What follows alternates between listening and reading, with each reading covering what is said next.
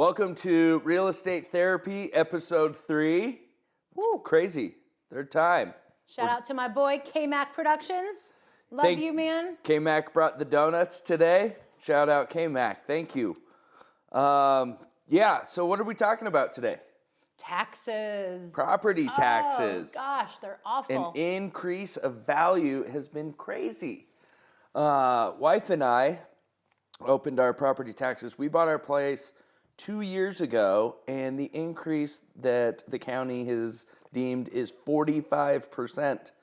The house we're sitting in right now, doubled. Yeah. This is Adams County. Are you Adams County? You're Jeffco. Jeffco. Mm-hmm. Adams and Jeffco are the worst. Denver, my properties in Denver are surprisingly somewhat, I think, in line with like an adequate 20 to 30%, which is what we've seen the last 3 years. But 100% right here, no way. That's crazy. I mean, we're talking valuations that, as a homeowner, you love to see it.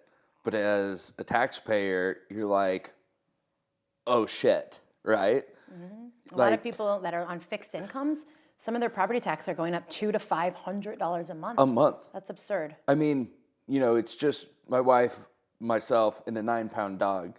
So our grocery bill is not equivalent to somebody like yourself that has a whole family. Has 2 teenage boys. However, I'm getting calls from clients saying, Nick, what the hell do I do here? Like you just said, my tax bill's going up $250 a month. My tax bill's going up $300 a month. That's my grocery bill. That's my car payment. That's insurance. It's all these things. Like that. This is literally a big deal. So I know you've got a bunch of properties. You've been protesting your taxes for since you got, everybody got their bill. When did you get your bill? So it was May 1st? First weekend of May they came First out. week in May. Check your mailbox if you haven't. If you're anything like me, I check my mail like once a month. It's a horrible habit. But hey, it is. You can look online. There's a lot of ways to look online, but get into it. I know you've been protesting your taxes, so that's kind of where I want to take the conversation today. I'm getting ready. I've been working on some of our properties, but let's walk through what property taxes, why the increase, how it's how they come up with this amount, and then 2, what we can do about it and how to go about that. Well, great question. What we can do about it, you have to understand how they're assessing it. So essentially, they're taking comps from June 2020 to June 2022. And how we pay taxes in Colorado is in the arrears. So we're paying for that time period. Mm-hmm. So you have to go back and protest your value. We have to pull comps from that time that are showing that the value is less. So for example, the house we're sitting in, they said it's 1.3. Previous valuation was $700,000. So they're almost doubling the value. Did our property go up the last 2 years? Yes. Did it go up that much? Absolutely not. So what I do is you go in and you only have till June 8th to file the initial appeal or protest, if you will. So you have to go in. And remember that it's June 8th. You have to have that in by. June 8th is the deadline. Yeah, so we just go in, we pull different comps, and we try to prove that why your value is lower than what the assessed value is. And if you come in with some pretty good comps and some, a good story, I personally don't know yet because this is the first time I've protested, but I've heard most people, they will come down a little bit. So if they said this value is 1.3 and I think it's 1, they'll usually settle in the middle. So how the process works is, you have to June 8th, like you mentioned, to file the initial protest. Then they come back and give you, a reassess value. So great, we think it's this. And if you agree with that, you accept it and that's the new value. If you don't, you file a second appeal, which is then a hearing, a request for a hearing. Then I believe you have until the first week in September to get that notice, and then you file the hearing, and it'll be somewhere between now and the end of the year in Q4, and then you go to trial essentially, and you fight while you think your value is less. And I want to piggyback on a couple of things you said there. The first one being comps, right? So when you look at the comps, it's different than comping when you're going to list your house, because you're actually trying to do the opposite, right? You're trying to prove that your house is not worth to where you're getting an appraisal, right? So you can go back, when you're protesting property taxes, you can go back 18 months and get comps from 18 months ago.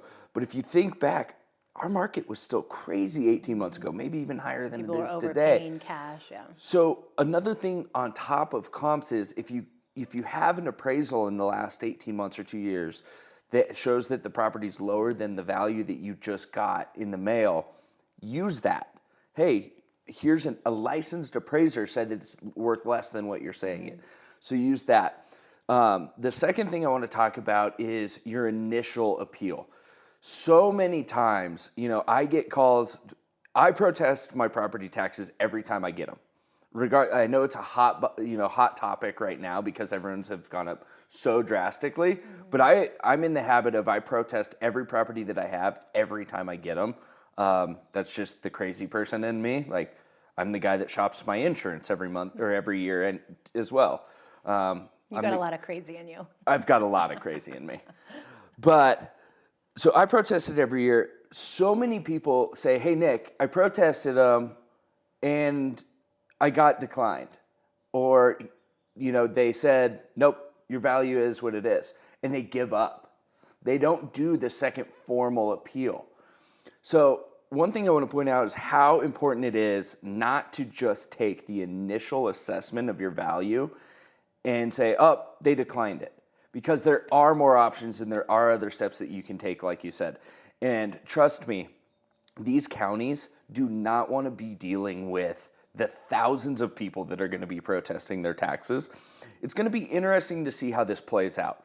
Because in the past, I would say the success rate is going to be far higher. There is no arguing that these properties, certainly in Colorado, have gone up exponentially over the last 2 years. There's no arguing that. I mean, it has been an insane run. And even right now, it is really hard to argue some of these values. Now, like you were saying, doubled in value, that's crazy. So I think the property taxing, it is certainly worth it. We're talking the savings of potential savings of thousands of dollars a year just by going through, doing your homework, putting in the time. And that is one thing, I know that you've done a handful of these for clients, right? Like, you're not just doing your properties and saying, hey, it's fend for yourself. Oh, no. You've done this for your clients, which is a huge help. And one thing that I will say is if anybody watching, if you do have questions or need assistance in this, reach out to Lisa or myself, either one of us on our Khaya emails, on our phones, shoot me a text. DM. But slide into my DMs. That's like the cool thing now, apparently. I'm old. So am I. I'm older than you. So call us, reach out. We are happy. We will give you no charge.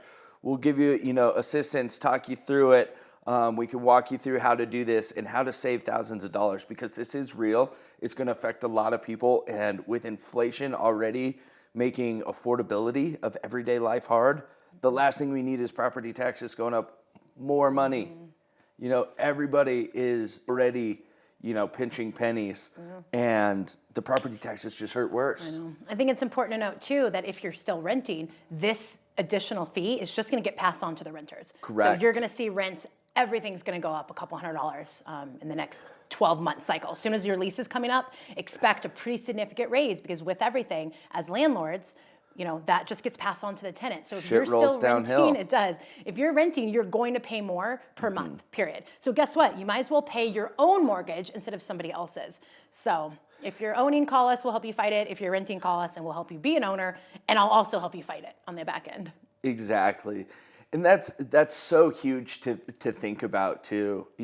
We talk so much in these podcasts and in the previous ones that we've done about renting versus owning, right? And what's a killer is it's so easy to put the goggles or the blinders on and say it's cheaper to rent right now. There's no inventory. Interest rates are high. Property taxes are going up. But in actuality, I think about it all the time. In actuality, all of that increased cost for the homeowner is getting passed down to the renter. I have a couple of properties that are up for renewal at the end of this month. I always try to get them done either in May, June, or July. You want to hit the summer months, get the families or whoever in there so they can get the kids into the school district they want to be in, yada, yada, yada. Nobody wants to move in the winter. Nobody wants to move in the winter. Moving in the snow sucks. I'm sitting here as a landlord doing exactly that. I'm saying, all right, my property taxes are going to be going up X, call it $100 a month for simple math. I'm sitting here saying, well, I have to bake that into what I'm advertising for rent. And what's funny is just doing simple homework, going on and doing my rent comps, I'm already seeing that increase in rent ticking up. Now, there's far more inventory on the market for rentals. I get all of that. However, landlords are smart, right?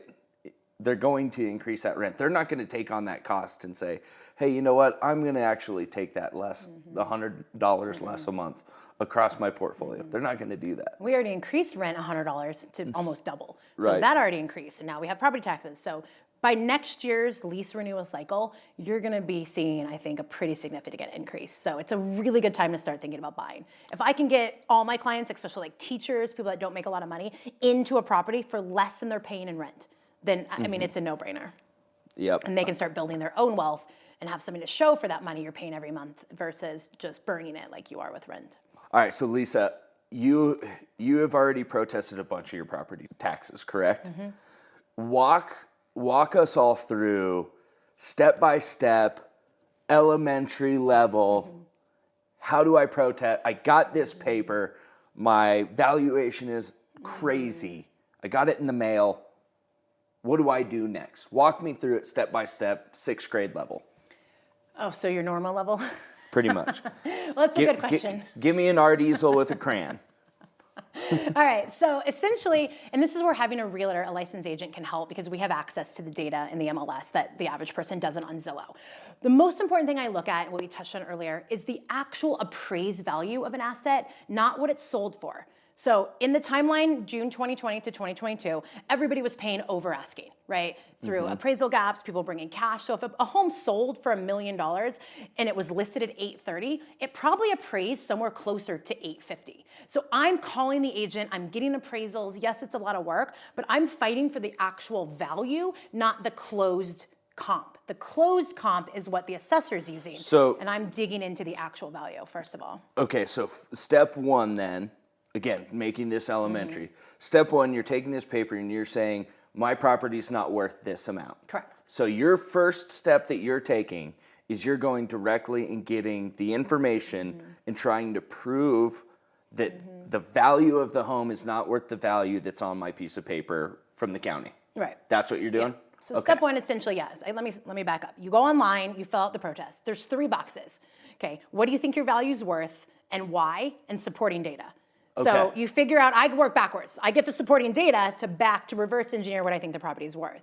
But that's the trick, is really digging into the data. Different counties have a little bit different kind of situation as far as if you can see what comps they use. So it's on a county by county basis, and they're all a little different. Yep. So that's very important here, is each county has their own assessor's office. That's very obvious. You're gonna get, the county assessor is going to send you your assessed value, right? So you want to get online. It's a simple Google search. You know, if you're in Jeffco, for example, myself, Jefferson County Assessor, you'll be able to log on there. You can do your property search from there. And on there there will be a link to where you just protest your property taxes. It's really important to know that each county has their own process. They're similar, but they're all a little bit unique. Is that fair? Yeah. I'm in unincorporated Adam County, and they make it really difficult. You have to have the piece of paper they sent you with your account number and an access key if you want to file it online. If you are like me and you threw the paper away and burned it because I was so angry, then you have to actually print it out and mail it in or take it in person. So those are just the little caveats you can read online. But essentially, get on your county assessor's website, read the directions, hit the protest button, find assess value, the value that you think it is, and then back it up with comps. And that's it. It's a pretty simple process, step one. Then we can talk about step 2 and 3. But step 1 is file that initial protest by June 8th. If you need help, give me a call.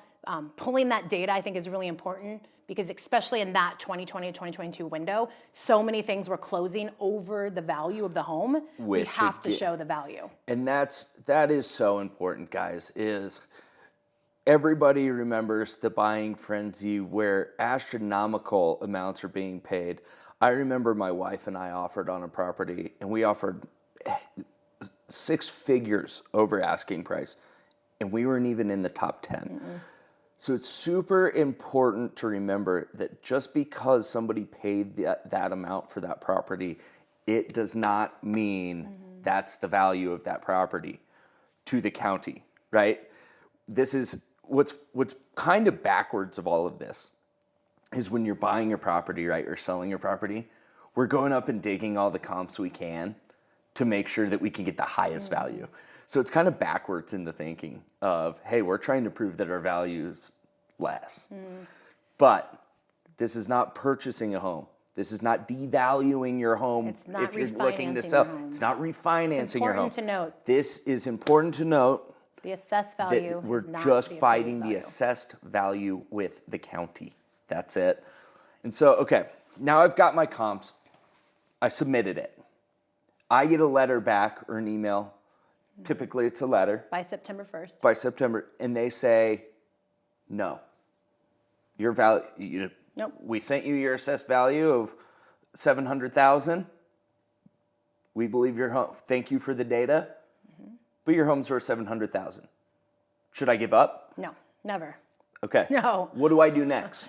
So then you file the second protest, Which is a formal. a formal request for hearing. So Okay. now you will actually go, in front of a judge and protest in front of a judge in a hearing that will actually, then he will make the final deterrent. Again, you have nothing to lose. And that's Nothing to and lose that's except the, your time. That's the biggest thing to remember here, guys, is I would say, I don't know the percentage, I'm just throwing something out here, but the majority percentage of folks get that decline and they say, damn, I tried.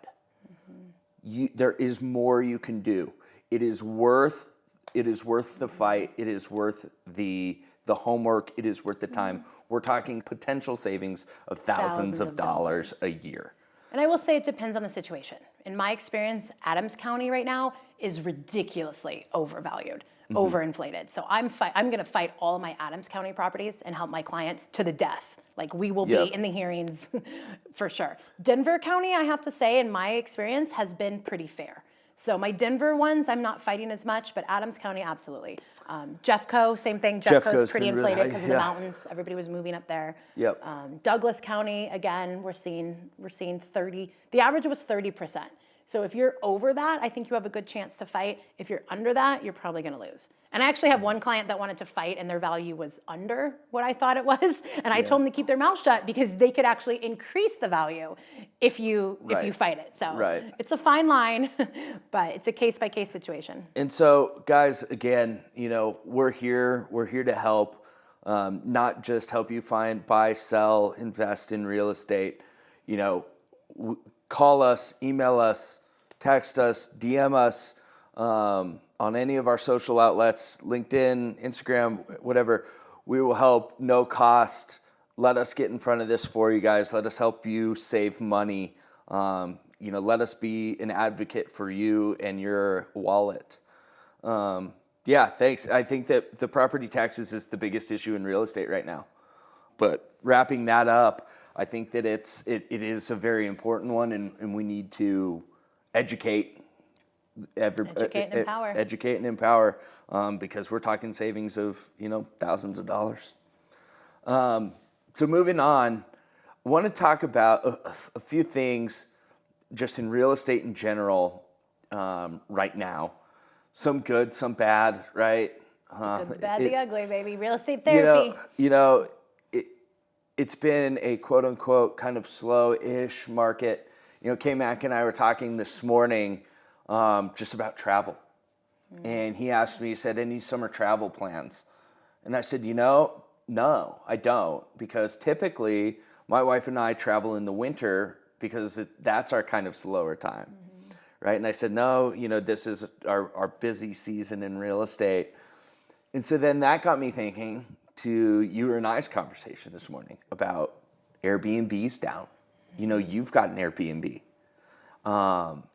So while this might not be a popular topic, I think it's an important one because I get a lot of calls about, hey, I want to buy an Airbnb.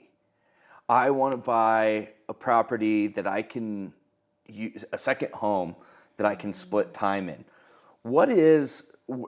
being an Airbnb owner yourself, and I actually am selling an Airbnb right now to clients, and so I have a take on it. But what are you kind of going through as an Airbnb owner? How are you preparing for, let's call it a spade, travel's down. People are holding on tight to their money right now, and travel's down. You know, you're not getting the vacation rentals you were. So as an Airbnb owner, what's your strategy right now in a slower down market? It's a good question. I think one of the key success factors to just owning real estate in general is being nimble, being able to pivot based on where the market is and try to see where it's going. Airbnb was incredibly lucrative the last 3 to 5 years. We all made a lot of money. It was easy. It was fun. It was another way to add value to a second home or to other real estate investments. So I'm seeing a lot of people now that are actually shutting down their Airbnbs after the summer season and going to long-term rentals because that's where the rent is right now. I've always said, and you agree, like long-term rental is our core, is our bread and butter. So if something is a great deal as far as a long-term rental and you can Airbnb it, that's icing on the cake. But I never buy something or kind of advise my clients to buy something based on solely on Airbnb for a few reasons. It's fleeting. The rules change. I mean, you can change it by county depending on the state, right? And then, the demand is changing. So a lot of people are shifting away from short-term rental into more long-term rental, which by the way, yes, you make a little bit less money, but it's so much less work compared to turning over, tenants every week. And so that's, you hit it exactly what I wanted to dive into and how I underwrite them as an advisor for my clients, right? Is I take what that monthly mortgage is going to be and we do the whole, AirDNA, all of the Airbnb financials. But then I take it a step further and I model it out as a long-term rental. And I say, look, if it doesn't break at bare minimum, break even as a long-term rental, I kill the deal. Yeah. I say, look, it might be a great Airbnb, right? Or they want to use it, great, that's a whole different story. But if it's a pure investment that's saying, hey, I want to buy this property, I'm going to Airbnb it, blah, blah, blah. Because of all of the different factors that you mentioned, reduction in travel, reduction in bookings, reduction in a nightly rate. I mean, for a while, Denver changed their rules years ago. But, a place like Scottsdale got super saturated in Airbnbs that they're working on their rules too. So it's like, I take it one step further because of all of these variables in Airbnb to say, hey, this needs to, at a bare minimum, break even on a long-term rental. Other things that I've been looking into, which have been interesting to me, is midterm rentals. Traveling nurses. There's a website you can get onto to submit your property for traveling nurses. Corporate housing, things like that they're coming in and saying, hey, I've got, the big one is insurance companies, right? In a lot of areas, they'll come in and put people up for 30, 60, 90, 120 days. So all of those items are at your disposal, but are very uncommon when you're thinking... It's an under-tap market for sure. Exactly. So, your clients that say, hey, my Airbnb sucks right now. What do I do? Do I sell it? Now, as an agent, you obviously want to get the listing, but that's not what we do, right? We're always looking to just keep money in our. I got fired from Zillow for telling people not to sell their property. We're always trying to help people get hold it more and more and more, right? So having all of that knowledge and saying, hey, look, your Airbnb or VRBO might not be performing the way you want it. Let's dive into this and look at these other options. I just think that the model, knee-jerk sell is not the answer. Don't sell. I mean, don't sell anything, right? Unless you have to. Right. Unless you're doing a 1031. Yeah. I'm selling a property next month, 1031ing it into something that'll be a vacation rental. Well, it's back to what I said earlier, is just being able to pivot. Being nimble in this market. So the writing was on the wall for the Airbnb and the short-term rental a couple years ago. Not to go super political, but if you follow, whether it's blue or red, whoever, like we're going into election year, the writing was on the wall when the government changed the rules about buying a second home. You used to get a primary rate. A couple years ago, they changed it and said, oh no, we're now increasing fees, which are almost equally as expensive as buying an investment property. Right. So the writing was on the wall that the government is not loving this, so they're going to steer us this way. Obviously, same thing with 1031 and inheritance tax and things that Biden has changed. Another big topic right now in the real estate therapy world is why it's more expensive for people with good credit to own a home. Right. If you have good credit and you're putting 20% down, you are penalized. You are penalized. And you are now subsidizing those who have lower credit scores and have less money. Let that sink in. We did the math on a $500,000 home, $500,000 loan. You pay about $40 more a month if you have a good credit score to subsidize those who don't.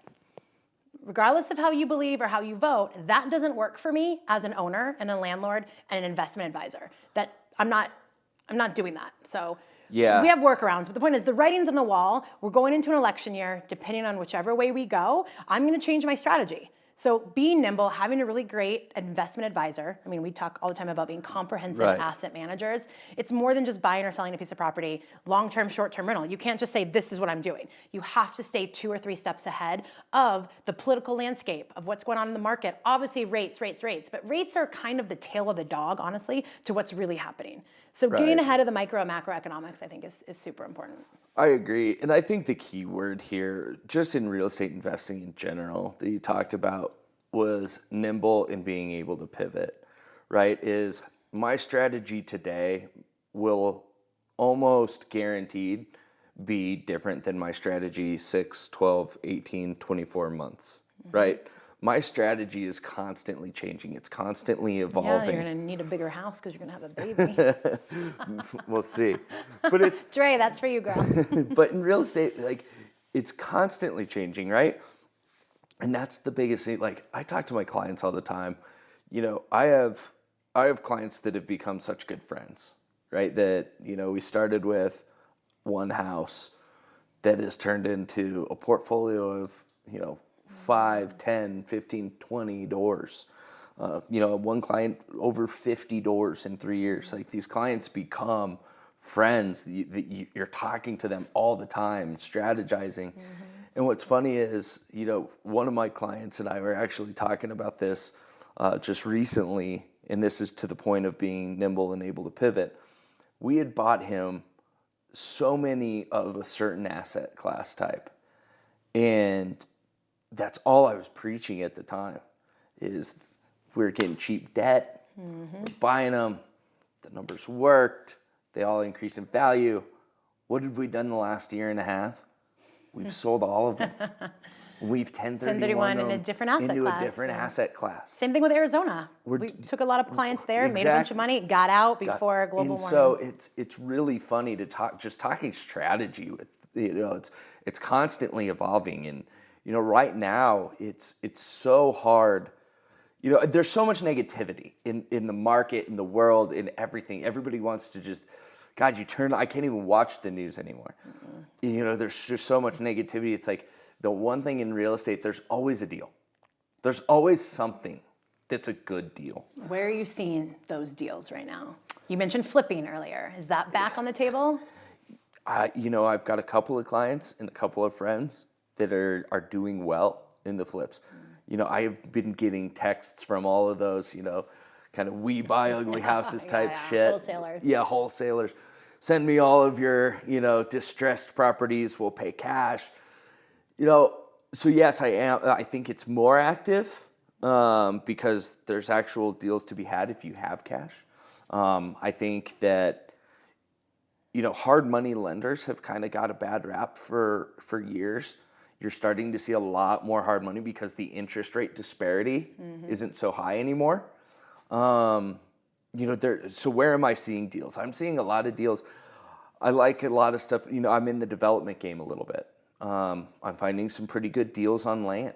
I haven't seen that higher end market, certainly in the markets, you know, west, just out west, like you said. I've seen a lot of people fleeing out of Denver, you know, because $1 million in downtown or the Highlands or Sloan's Lake doesn't get you as much as it does. You know, younger people have taken a liking to moving to the suburbs and saying, hey, $1 million in the suburbs, which is a ton of money. You should see what I can buy you in Greeley for $1 million. Well, and that's just it. So where am I seeing love that deals? market. I'm seeing deals outside of the city. I'm seeing deals outside of your, for so long we were buying every single multifamily we could, right? C-class multifamily, just hammering on it. Now I'm seeing deals outside of that. Hey, let's go in and get a home that, I just did this one. Is an Applewood, single owner for 54 years, needed a huge facelift, but the property after that is worth a ton of money. And so where's the deal there? You can buy that, put a renter in it, you're cash flow positive, or at bare minimum break even. That gives you time to then go get all your ducks in a row for the rehab of the property, yada, yada, and it increases in value crazy amounts of money. So I've got a lot of friends and clients in the industry doing a lot of that stuff. I'm just seeing it in different areas that in the past few years I wasn't. For a long time it was Denver infill, hot areas, Highlands, Sloans. I mean, gosh, Rhino. Now I'm seeing I'm doing far less deals there and far more deals in the suburbs. Seeing a lot of good deals, like you just said, Greeley, the northern corridor. The development on the northern corridor is just crazy, by the way. It's the only space left, really. Now, do you think, so I joke about this a lot, and I'm of the belief, I'm a Denver native, born and raised in Arvada, Colorado, been here my whole life. I've moved around a little bit, but nothing, crazy. I truly believe I went to school for 1 year in Fort Collins. I'm one of those, took the whole path. But when I was in school there, it was 2004, and I would drive from home to Fort Collins, right? And you would leave, and it was just field all the way to Fort Collins. And now you drive from Fort Collins, and it's not. Right? There's towns that have been literally invented. And I'm of the belief, just you take that northern corridor, I-25 north, and I think we're going to have development literally from Wellington, which is north of Fort Collins again. Basically the border, the Wyoming border. Basically. All the way down to the Springs. And I remember when I was doing business in Wellington, they were first building it. And you could buy a new build for like $310,000, and it was a beautiful home. And I was like, who in the hell would want to live up here? Now it's freaking awesome. Yeah. I think that whole corridor is going to get developed. Yeah, so it already you is. You ask where I'm putting my money. I'm finding a lot of deals. You're heavily invested in Greeley, which, I mean, it's kind of been your honey hole.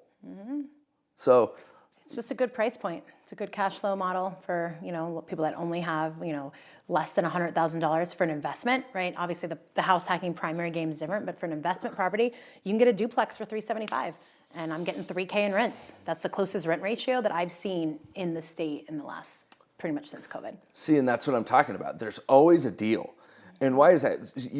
Let's use Greeley for example. You just hit the nail on the head. You bought a duplex for $375,000. I paid $420,000, but they're $375,000. Right, different now, yeah. Okay, and you're getting $3,000 a month in rent. So everybody, I have this conversation until I'm blue in the face, is about interest rates, and I'm so sick of hearing it because interest rates everyone got so used to the 2-3%. It's so bad because that is, in my opinion, a huge component of why we're in the market we're in today. Everybody needs to get that out of their head that rates are going back down to 2.5%. They're not. Like, yes, are rates high right now? Yes, they are. We all know that. Get over the sticker shock already, because you can go get into a property like that, and if you're cash flow positive right now, you go refi that property in a couple of years, now you're into a great deal. And guess what's going to happen when the rates come back down? We're going to be back into that damn frenzy we're in. So if you don't have the cash to go $50,000 over ask or whatever, because the fact of the matter is, all of the people that refied into those super low rates, I have several rates right now under 3%, which is crazy. Wow. So it's like, I'm never selling those. So inventory is going to remain low, right? I mean, unless something changes, I don't see inventory. I don't see a flood of inventory hitting. I think statistically proven it's going to remain low. So it's like, go get into these properties. If you're cash flow positive at all right now, that's probably a pretty good deal for the future. Do you agree? Oh, absolutely. Even if you can break even, your money arguably is going to be better in real estate than it is anywhere else.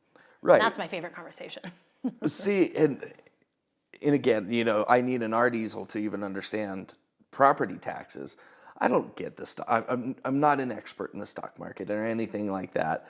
You know, that's what my financial advisor is for, and I don't even, when he wants to talk to me, I'm like, you're talking over my head, man. So just do what you do with that. But that allocation. But on the real estate front, these are the conversations I'm having. It's like, oh, rates are high, I'm not buying. And I say, okay, why? If it's still cash flowing, why from an investment point of view, if it's still cash flowing, why not? Yeah. Are you afraid? Like, why should I not invest right now? I don't ever have any reasons to not invest. You know, the Chinese proverb, right? The best time to plant a tree 20 years ago, the next best time today. Rates are relative. They're going to go up, they're going to go down. We just keep buying. To your point, if it can break even or make a little cash flow, your money is better off there than it is in the bank or the stock market right now. Right. So I like my money in real estate. I can see it, control it. I can run rents. And then, when the rates come down, we refi, and that delta on cash flow gets bigger. So if you can buy something right now that even breaks even, right, with all expenses, your money is better off in real estate than anywhere else. Yeah, and we're biased because that's we drank the real estate investing Kool-Aid many years ago. Long time ago. I was basically raised in it. So we're biased, but yeah, that's long-winded way of where you ask of where I'm buying is. I'm buying deals in submarkets that I see, good just cash flow. I think that the property value is going to increase based on the path of development. Yep. And we're in a 20-year market. So I think to wrap up, the key is just patience. Patience. This isn't get rich quick. I mean, even if you're flipping or whatever the strategy is, short-term, long-term, all the things we've talked about, at the end of the day, it's just patience. This is a long game. Get in when you can, stay in it, figure out a way to keep whatever properties you can, keep paying the mortgages, and let's just ride out these crazy times. Yeah, and that's so well said. I couldn't agree more. There we go. Let's do it. Real estate therapy, baby. That's a wrap.